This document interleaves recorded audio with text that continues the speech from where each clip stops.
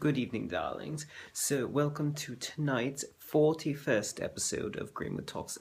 So lovely that we're still going.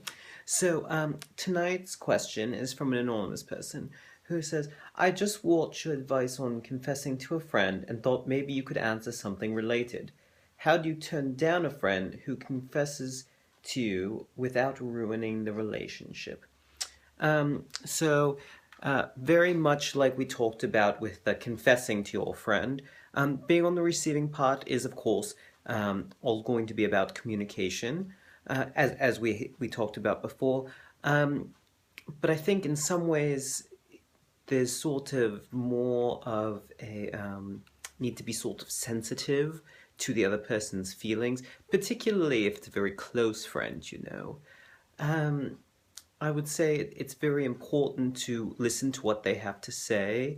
You know, of course, you don't want to give any false hopes. That's only going to make things worse. You do need to be clear on how you feel, and if you don't want to be in the relationship, you do need to make that clear. Now, if it's very important to you, which it sounds like from your ask, that this friendship is important, so you don't want to sort of lose it over feelings. So I think it's very important to make sure that you let your friend know this, and sort of ask them if it's okay to sort of see how things go. You know, I think sometimes it's difficult once someone has confessed to you, and I think I mentioned this a little last week, to sort of know exactly where the lines sort of are now, and sort of making sure that you're very sensitive to sort of what you say and how you act, because you don't want to incite any jealousy. And that's not to say that this person is going to get raging mad or anything, but because though you're a friend, of course, you're going to want to take their feelings into consideration.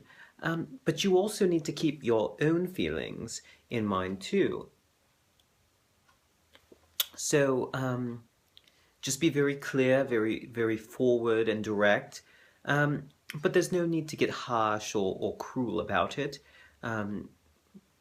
You know, just let them know sort of where your feelings are, and don't tell them that that this is your feelings now, who knows what's to come. Even if that's true, it's sort of leading the other person on, and I think it's a bit cruel to your friend.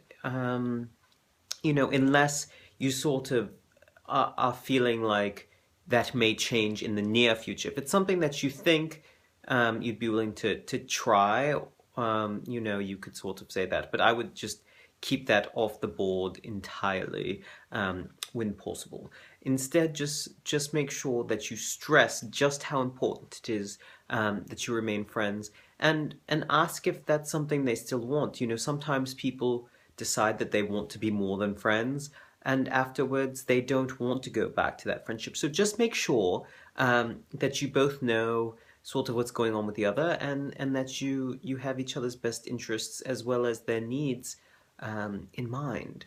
So, trying to think what else is sort of important here.